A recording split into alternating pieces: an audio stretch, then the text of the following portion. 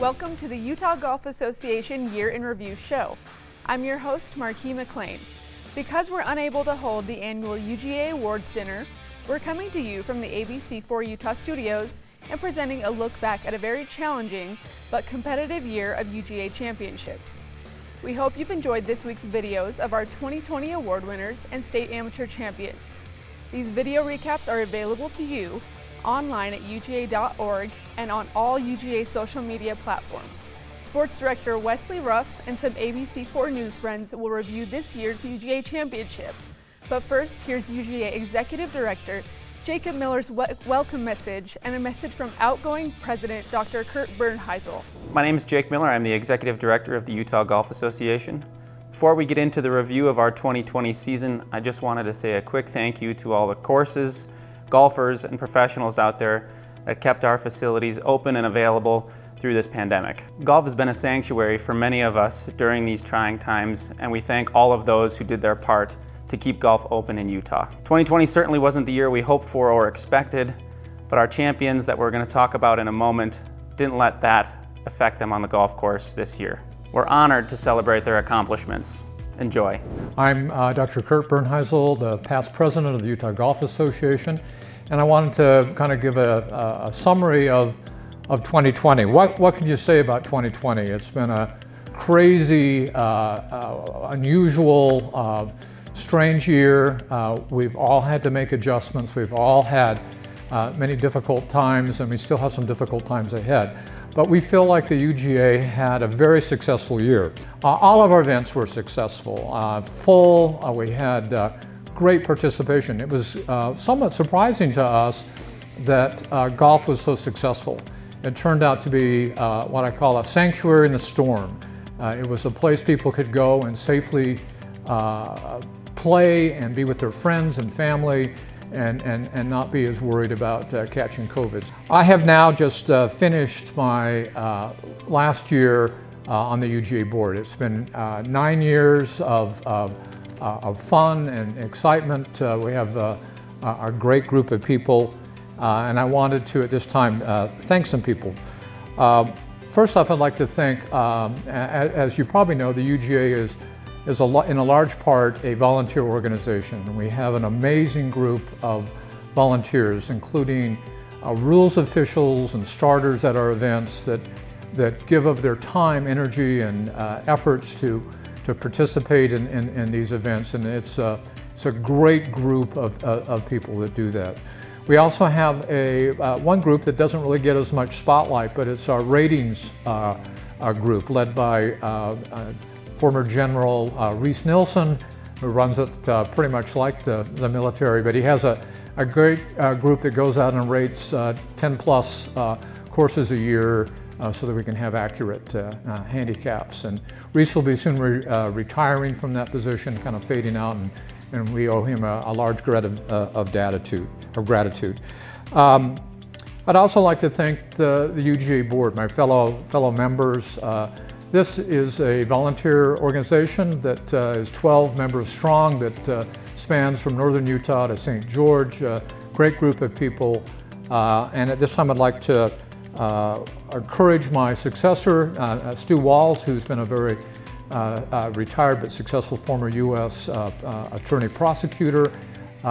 Stu's an amazing guy. He has the greatest list of jokes that I've ever heard. I've heard probably 900 of his 950, but he's always putting some new ones. He'll do a great job as the new UGA president. And I'd also like to give thanks to the UGA staff, our full-time staff, led by our great executive director, Jacob Miller. Jake does just an amazing job. He's well organized, enthusiastic. We have a great successor to Bill Walker, our former executive director, and Jacob has done well. He's got a great staff. Lisa Imamura, there's Bill Machete, there's Shauna Noreen, and Easton Fulster, our tournament competitions director. And this time I'd like to give a couple of shout outs to people. One is to Steve Britton, my buddy, who has been elected to the Gold Club Award. Steve and I go back to days in high school golf. We've competed against each other in the state for decades. We've been partners in better ball or four ball competitions in Utah, California, and even Champions Cup in Houston, Texas. So well deserved from Steve. He's been a great USGA official. He was a former UGA board member and president, and on the board for 8 of my 9 years. And so congratulations to Steve. Also like to put a shout out and congratulations and thanks to my fellow board member, Denise Vilven. Denise and I came on the same year, so we've been there for 9 years together. I'm very thankful for her support and all of her efforts. She and her late husband, the beloved Doug Vilven, who recently passed away, have been part of the Utah family of golf for years, and we'll miss Doug, but we appreciate all the efforts that Denise has contributed. And I'd also like to thank my wife, Betsy, a long-suffering wife of a physician and an avid golfer. She's been very supportive of my love and passion for this crazy game that we all love. Thank you. We still have a ways to go on the COVID-19 crisis. Please wear your mask, socially distance, remain safe, and hopefully 2021 will bring in even better times for Utah golf. Thank you.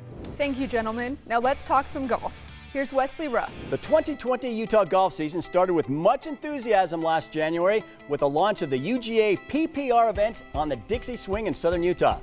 But that good feeling quickly gave way to confusion and uncertainty as the annual Winter Champs tournament was canceled the day before play due to a worldwide pandemic making its way into Utah. A handful of UGA championships were canceled as Utah's golf allied associations and government leaders tried to determine safety protocols for golfers to return to play. And boy, did they. Record-breaking rounds of golf were played at many of Utah golf courses, and UGA championships returned to the golf season calendar. All right, here we go. 3, 2, 1.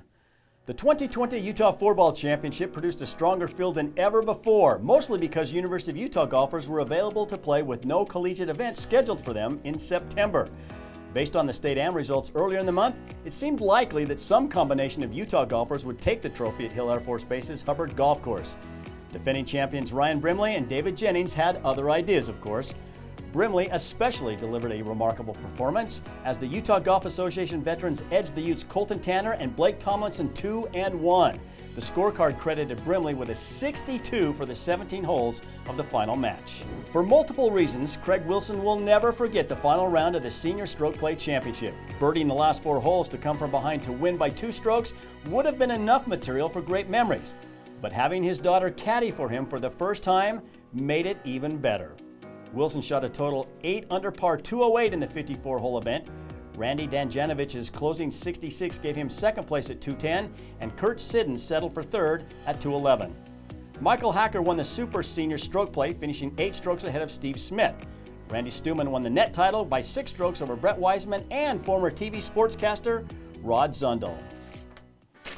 That's a lot of scripts. I'm gonna go find somebody else to do this. Rick Aaron. Yes, sir. You covered golf before, right? Sure. How would you read this script? I would say in the competition for the Utah Golf Association's Senior Men's Player of the Year Award, Kirk Siddons liked earning points as the low amateur in the Wayne Volk Utah Senior Open. What he really enjoyed, though, was winning the whole tournament. Siddons led the theme of amateur domination of the 2020 event at Tawana Vista Golf Course in West Wendover by posting a 2-stroke victory over Utah Section PGA member Mark Owen and Ryan Reese. Rob Bachman finished 2 strokes ahead of 5 players, including amateur Michael Hacker in the Super Senior Division. Bachman's performance was spectacular in the first round when he went birdie ace on numbers 14 through 16 in posting his 67. His closing 74 was sufficient to hold off Hacker and Utah PGA pros Brad Stone, David Hall, Terry Outson, and Scott Brandt. I don't know, something like that? Yeah, No, that'll work. Yeah, thanks. Emily Flores, one of the best anchors in the entire country. Oh, Wesley Ruff. If someone gave you a script cold and said, read this, how would you read it? Okay, here we go. The senior division of the Utah Floorball Championship produced the most dramatic ending of any final match of the Utah Golf Association's 2020 calendar. Kurt Jamison's approach shot to within 3 feet of the 18th hole at Hill Air Force's Hubbard Golf Course gave him and Carl Avant a one-up victory over Guy Child and Kirk Siddons in a match that neither team ever led by more than 1 hole. In the Super Senior Division, Rob Bachman completed his outstanding UGA season by reaching the final match with partner Stephen Smith, but they lost 4-3 to Mike Hecker and Bill Probst. I am no sportscaster, I've learned that. But that was really good. Oh. That was good. What if somebody handed you 2 scripts? Like a second script? Anything for Wesley Like Ruff is cold, what I'll just you have say. to read it, just like go for it. At the Utah Women's Senior Stroke Play Championship, Annette Giotti, I hope that's right, Annette Giotti shot 77-74 to claim a 5-stroke victory over Elizabeth Jones at Stonebridge Golf Course, with Marie Needham and Karen Seaman tying for 3rd place, another 3 shots back. In the Super Senior competition, Giotti finished well ahead of Debbie Pope. The net winners were Needham in Flight 1, Pope in Flight 2, and Karen Gardner in Flight 3. Dana, got some scripts here. Could you just read through that and see if it's okay? Sure, if you back up just a little bit. I'll give you 6 feet. 160 followed by another 60, so maybe the Utah Golf Association's setup of Davis Park Golf Course could have been more challenging to the players. Regardless, the 2020 Utah Mid-Amateur Championship will have a place in UGA history. Davis Park's competitive course record was broken and tied in consecutive rounds of the 54-hole event. David Jennings' 60, thanks to 9 birdies and an eagle, gave him a 2-stroke victory over Kurt Owen and Kurt Siddons, who had posted a second-round 60 as part of a 36-hole first day. Dan Horner and Thomas Young tied for the Masters 40 and over title. Siddons' closing 72 didn't match his 66-60 start, but he still took the senior division by 9 strokes over Tommy Johnson. How's that? That was impressive. Okay. That was really good. Memorize the whole thing. How about a shorter one? Could you do that one? I think I might be able to. Try that. Rob Bachman, a UGA volunteer and pharmacist from Farmington, topped St. George's Michael Hacker 1-up in the final match of the Super Senior State Am at Wasatch Mountains Lake Course. Bachman played wonderfully, making 18 birdies in the 62 holes of his 4 matches. Bachman plays out of Davis Park Golf Course. That's also the home course of net division winner Donnie Tyndall, who took a 3-2 decision over David Hunt in the final match. Good. Boom. No, that was really good. Hey, Alana. Hi, how are you? How would you read a script like that if you had a chance to read it? I would read it like BYU's Alicia May Mateo, all 5'1" of her, played very well at the Utah Women's Stroke Play Championship, her only Utah appearance of the summer. She posted a 5-under par 137 total at the 2-day event at Bountiful Ridge Golf Course. Matching her score with a birdie at the last to force a playoff was former women's State Am champ Tess Blair. On the 3rd playoff hole, Mateo's 30-foot birdie putt found the bottom of the cup for the win. BYU's Naomi Soyafua finished 3rd.